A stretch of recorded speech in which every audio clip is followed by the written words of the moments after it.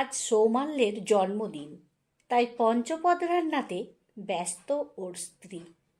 এমনিতে ওদের বাড়িতে অনেক লোকজন, তাই প্রতিদিনই 5-6 রকমের রান্না হয়েই থাকে। আজও তাই সকাল থেকে প্রস্তুতি চলছে। বিয়ের আগেও আজকের দিনটিতে মা অনেক কিছু রান্না করতেন। এখন মায়ের বয়স হয়েছে, তাই উনি আর বেশিক্ষণ উনুনের ধারে দাঁড়িয়ে থাকতে পারেন না।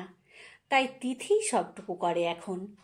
ওর রান্না তখনও শেষ হয়নি। শ্বশুরমশাই ডাইনিং থেকে তিথিকে উদ্দেশ্য করে বললেন, কই গো, তোমার হলো?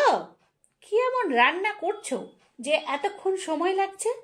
তোমরা মেয়েরা না রান্নাঘরে কাটিয়ে দিতে পারলে যেন পৃথিবী উদ্ধার করে ফেলো। বাড়িতে রান্না বান্না ছাড়াও আরও তো অনেক কাজ আছে নাকি?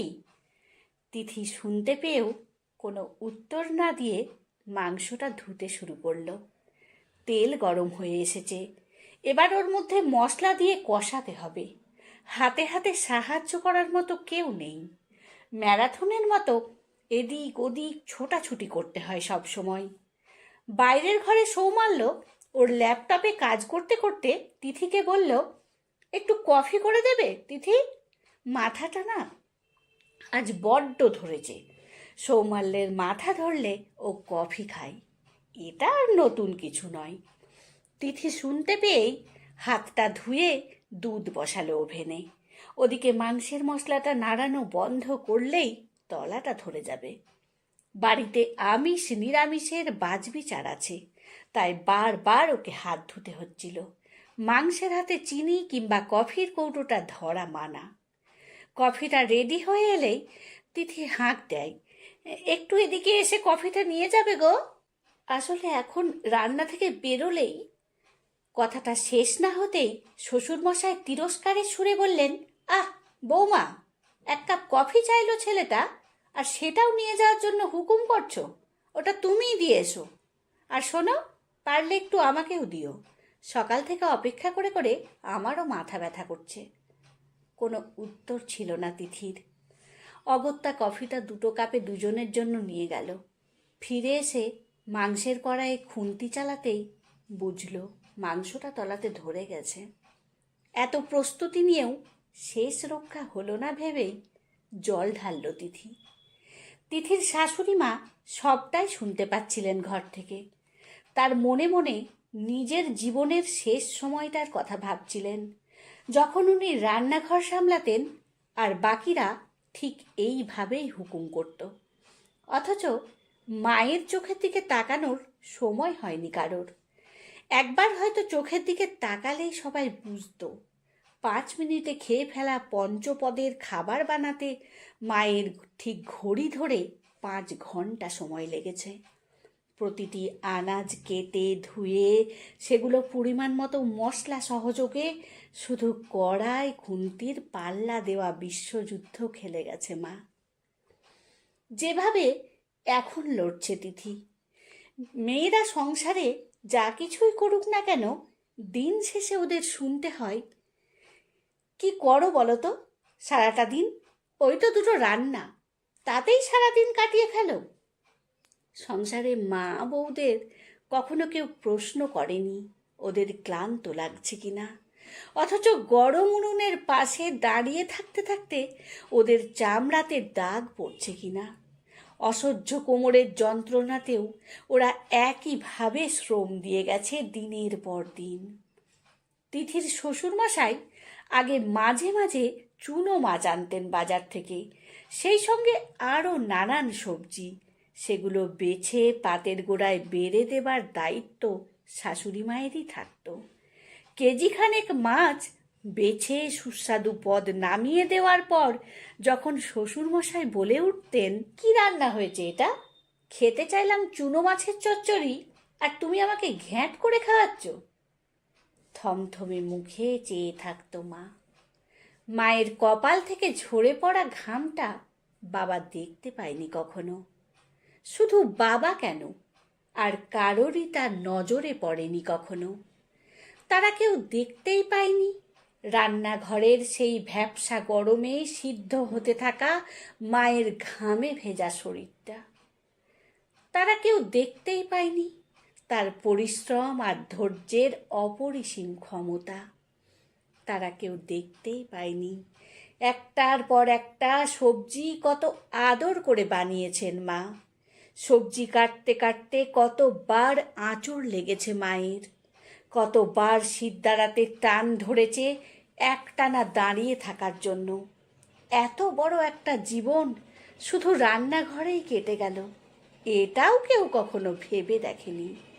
কালো চুলে সাদা পাক ধরাটাও কারো সময় নেই দেখার। ওদের শুধু খাবারটুকু নজরে এসেছে। এখন এই সংসারে মায়ের হয়ে প্রক্সি দেয় তিথি। ওকেও কেউ কখনো জিজ্ঞেস করে না ওর কিছু লাগবে কিনা। সবাই যে যার হুকুম চালিয়ে দায় মুক্ত। সব রান্না শেষ হতে হতে হাত মুছতে মুছতে বেরিয়ে এলো তিথি। এবার সবাইকে পরিবেশন করার দায়িত্বটাও ওর। সন্ধেবেলা কেক কাটা হবে, সেটার জন্য আগাম প্রস্তুতি নিতে হবে ওকে। না হলে বাড়িতে লোকজন চলে এলে আর কিচ্ছু হবে না, উপরন্তু কথা শুনতে হবে। দুপুরের খাবারটা ওরা সবাই একসাথে ডাইনিং টেবিলে খায়, তাই সবাইকে ডেকে আনলো তিথি। পাতে পাতে মাংস দেবার পর সবাই খেতে খেতে বলে উঠল, মাংসটা কি ধরিয়ে ফেলেছিলে তিথি? পোড়া পোড়া গন্ধ লাগছে। তিথি সৌমাল্যের পাতে আর এক পিস মাংস দিতে দিতে বলল, না আসলে বুঝতে পারিনি, কখন তলাটা ধরে গিয়েছিল। সৌমাল্য হাত নেড়ে বলল, থাক, আর লাগবে না। সৌমাল্যের মাংস না নেওয়া দেখে তিথির পিসি শাশুড়ি বলে উঠলেন, পোড়া পোড়া গন্ধ আসছে যে, নেবেই বা কেন? আমাদের সৌমাল্যের আবার যা জিভ, যে কোনো জিনিস সে মুখে তোলে না, ও তুমি রেখে দাওকে।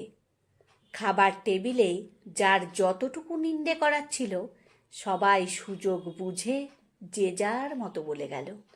অথচ তিথির যে সকাল থেকে খাওয়া হয়নি সে খবরটা কেউ রাখেনি। এই ঘটনাটা প্রায় সব বাড়িতেই দেখা যায়। রান্নাটুকু খাবার পর আর রাঁধুনির খবর কেউ রাখে না।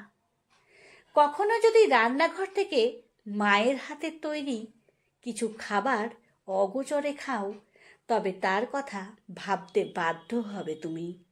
কারণ সে শুধু সেই খাবারটাই বানাননি, সেই সঙ্গে তোমাকেও বানিয়েছেন। আর এই ইট কাঠের বাড়িতে একটা আস্ত সংসার বানিয়ে তুলেছেন, একটু একটু করে নিজেকে শেষ করে। তিথির শাশুড়ি মা এখন হাঁটতে পারেন না, তাই সবার সঙ্গে ডাইনিং টেবিলে খাওয়া হয়নি উনার। সৌমাল্যের জন্মদিনে বানানো পঞ্চপদ খাবার নিয়ে মায়ের ঘরে এলে মা খাবারের দিকে না তাকিয়ে তাকালেন সেই মেয়েটির দিকে, যে মেয়েটা সারা সকাল ধরে তার মতোই রান্নাঘরে ছোটাছুটি করেছে। গাজরের হালুয়ায় চিনির পরিমাণ থেকে শুরু করে মাংসের নুনটাও যে খুব বুঝে শুনে দিয়েছে।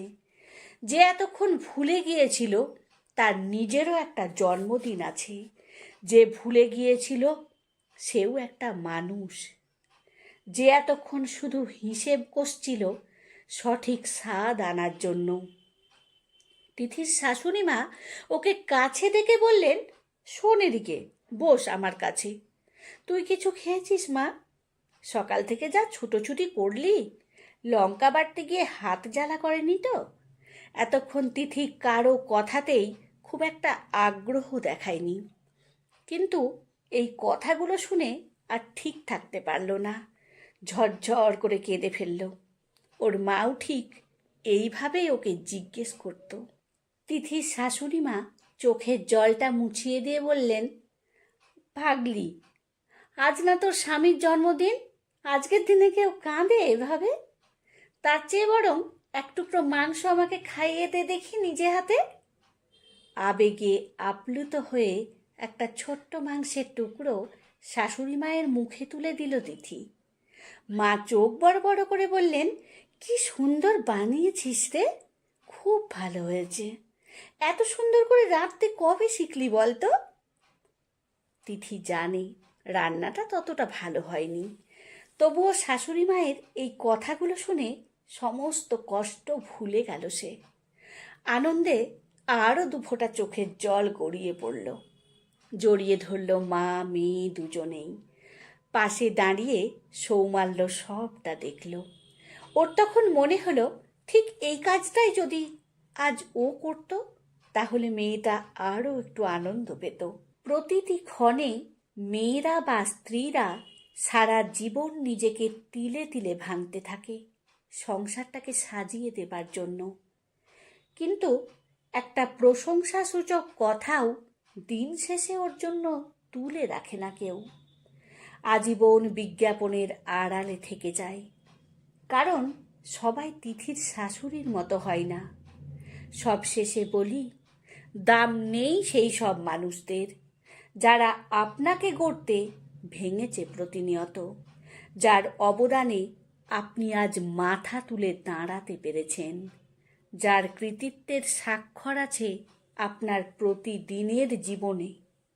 কারণ একজন সফল মানুষের পিছনে সব সময় একটি নারীর অবদান থাকে, যার কথা কোনো দিনই শিরোনামে ছাপা হয় না, অথচ সেও একইভাবে আপনার সফলতার ভাগিদার হতে পারত সারা পৃথিবীর কাছে।